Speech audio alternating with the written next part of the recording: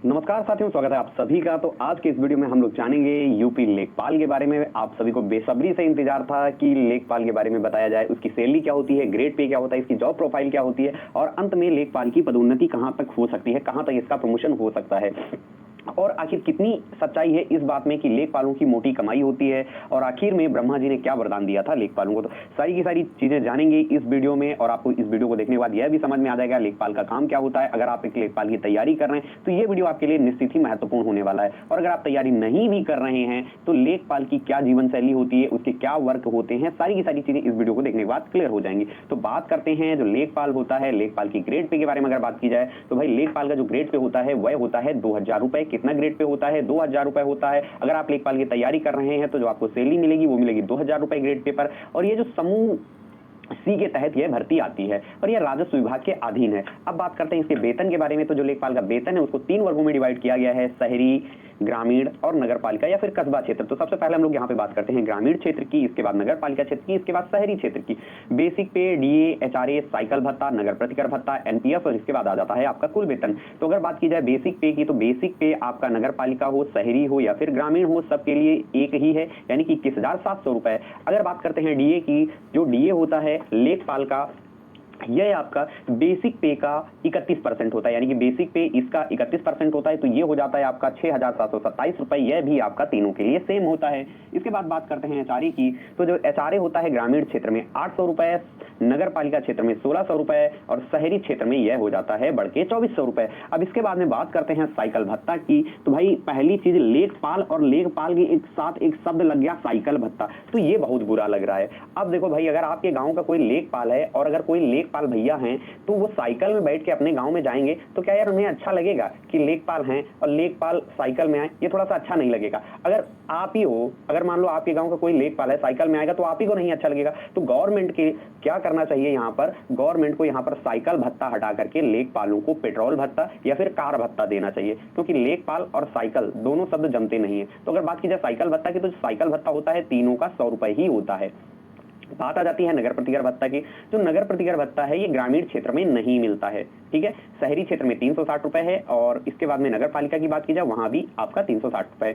NPS की बात करें तो एनपीएस जो आपका बेसिक पे होता है और आपका जो डीए होता है, दोनों को आप जोड़ दोगे और उसका 10% निकाल दोगे तो आपका एनपीएस निकल आता है, यानी कि जो आपका एनपीएस होगा वो होगा 28,2842 रुपए। अब एनपीएस को आप अपनी श्रद्धा अनुसार बढ़वा भी सकते हैं। अगर आप एनपीएस अपना बढ़वाते हैं तो उसकी कटौती आपकी सैलरी में हो जाती है, यानी कि इस लिहाज से अगर देखा जाए तो जो ग्रामीण क्षेत्र का लेखपाल होगा उसको मिलेगा कुल मिलाकर के 26,485 रुपए। वहीं पर जो शहरी क्षेत्र का लेखपाल होगा या नगर पालिका क्षेत्र का लेखपाल होगा उसको मिलता है 27,644 रुपए और शहरी क्षेत्र का जो लेखपाल होगा उसको मिलता है 28,444 रुपए।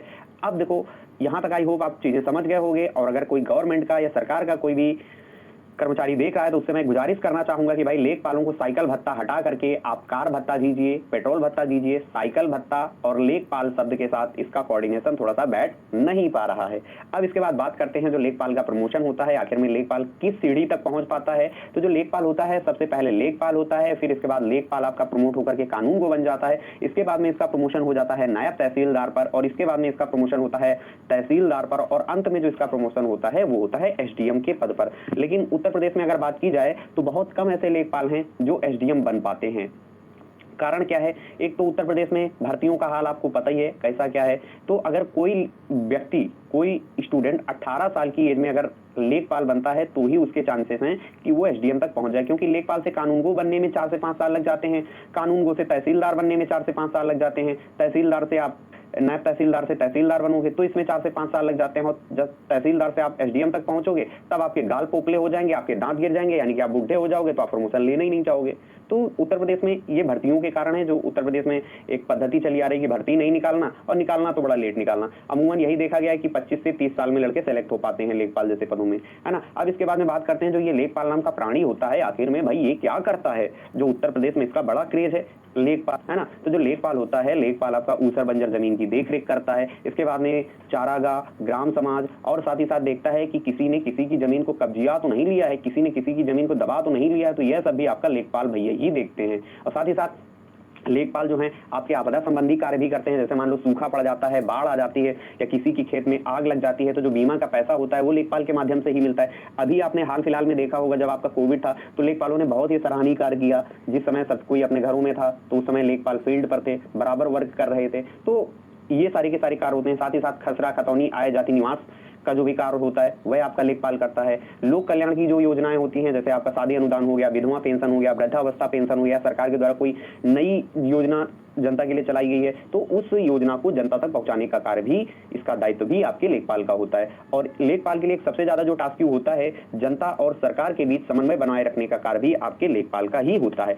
अब बात आ जाती है कि भाई जो लेखपाल की ऊपरी कमाई है, लेखपाल की ऊपरी कमाई कैसे होती है। तो देखो भाई, कुछ ऐसे लेखपाल होते हैं, 10% ही ऐसे लेखपाल हैं जो ऊपरी कमाई करते हैं। और कैसे करते हैं और क्या कभी आप इस चक्कर में फंसे हैं, क्या कभी आपके साथ ऐसा हुआ है, तो कमेंट बॉक्स में जरूर टाइप करिएगा अगर इनमें से कुछ चीजें आपके साथ हुई हैं। जैसे कि आय जाति निवास के नाम पर जो लेखपाल साहब होते हैं, आय जाति निवास की जो निर्धारित फीस रखी गई है वो 15 से 20 रुपए रखी गई है या 25 रुपए है, लेकिन लेखपाल साहब आपसे 150 से 200 रुपए तक आपसे ले लेते हैं। इसके बाद में बात करें ईडब्ल्यूएस की, तो भाई जैसा कि आप सभी को पता है ईडब्ल्यूएस सभी के लिए निःशुल्क है, लेकिन लेखपाल भाई साहब क्या करते हैं, उसमें भी आपसे 500 से 1000 रुपए तक ले लेते हैं। इसके बाद में बात करें, अगर कोई किसान है वो अपना केसीसी बनवाना चाहता है, यानी कि किसान क्रेडिट कार्ड बनवाना चाहता है, तो उसे जरूरत होगी खसरा खतौनी की। तो लेखपाल भाई साहब बोलते हैं कि भाई ऐसे हम तुम्हारा खसरा खतौनी नहीं बनाएंगे जब तक कि तो हमारी जेब न गरम करोगे, यानी कि वो खसरा खतौनी बनाने के नाम पर भी अच्छी खासी वसूली कर लेते हैं।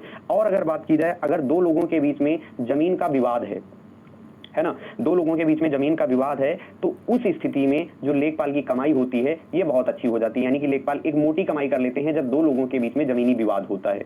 लेकिन सारे के सारे लेखपाल ऐसे नहीं होते हैं, बहुत सारे लेखपाल ऐसे हैं कि जो अपना काम पूरी ईमानदारी से करते हैं। अगर आपके साथ में कुछ ऐसा हुआ है, कभी आप ईडब्ल्यूएस बनवाने गए, खसरा खतौनी बनवाने गए, आय जाति निवास बनवाने गए और लेखपाल ने आपको परेशान किया, तो लेखपाल और आपके बीच में जो भी अनुभव रहा कमेंट बॉक्स में जरूर टाइप करके बताइएगा। अब बात करते हैं कि जो ब्रह्मा जी का वरदान था, लेखपालों को ब्रह्मा जी का वरदान मिला था, वो वरदान क्या है। तो वरदान की अगर बात की जाए तो जब सृष्टि का निर्माण हो रहा था तो ब्रह्मा जी ने दो लोगों को वरदान दिया था, एक था दरोगा, दूसरा था पटवारी। तो ब्रह्मा जी ने कहा था कि दरोगा का चालान और पटवारी की नपान कोई गलत नहीं कर सकता। यानी कि अगर लेखपाल ने किसी की जमीन को लिख दिया कि उसकी जमीन भाई इस छोर से लेकर के उस छोर तक है, इतनी है उतनी है, तो भाई उसको कोई गलत नहीं कर सकता। और लेखपाल नाम के प्राणी से अगर आपका जन्म धरती पर हुआ है तो कहीं ना कहीं आपके जीवन में एक बार आपका पाला लेखपाल से जरूर पड़ेगा। भले ही आपका पाला दरोगा से ना पड़े, लेकिन लेखपाल से आपका पाला जीवन में जरूर एक ना एक बार पड़ेगा। अगर अभी तक आपका एक भी बार लेखपाल से पाला पड़ा है, लेखपाल से आपकी वार्तालाप हुई है, तो कमेंट बॉक्स में जरूर टाइप करिएगा आपका और लेखपाल जो रहे उनके बीच का अनुभव कैसा रहा। और साथ ही साथ में मैं आपको यहाँ पर यह भी बताना चाहूंगा कि जो लेखपाल की जॉब है, जैसा कि लोग र्यूमर फैलाते हैं कि लेखपाल बहुत ही ज्यादा कमीशन लेते हैं या ऊपरी कमाई करते हैं, ऐसा देखो कहीं कुछ नहीं है। कुछ लेखपालों को छोड़ दिया जाए, सारे के सारे लेखपाल ऐसे नहीं होते। कभी कभी लेखपाल जो होते हैं इनको यहाँ तक की मार भी पड़ जाती है, तो इन सब चीजों को झेलते हुए भी अपना काम ये बड़ी ईमानदारी से करते हैं। कभी किसी से नहीं कहते कि हमारे साथ ये हुआ है ना। तो एक लाइक तो लेखपालों के नाम बनता ही है। और आपका अगर कभी भी लेखपाल के बीच कोई वार्तालाप हुई है तो आपका जो अनुभव रहा, अनुभव अपना कमेंट बॉक्स में जरूर टाइप किए और लेखपालों के नाम एक लाइक